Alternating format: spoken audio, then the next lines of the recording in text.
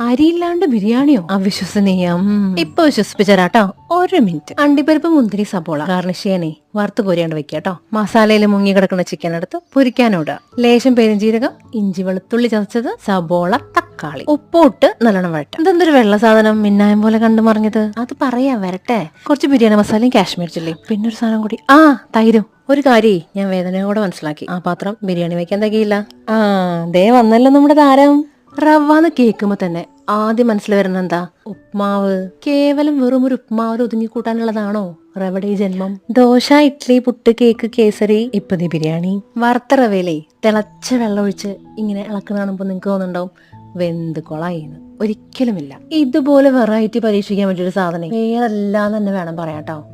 വീട്ടിലേ പറയാണ്ട് എന്തെങ്കിലും വിരുന്നാര് വന്നാലേ അവർക്ക് കൊടുക്കാൻ പറ്റിയായിട്ടാ വിളമ്പി കൊടുത്തതേ മുഴുവൻ കഴിച്ചിട്ട് എനിക്ക് സമ്മതിച്ചാൽ മതി കേട്ടോ.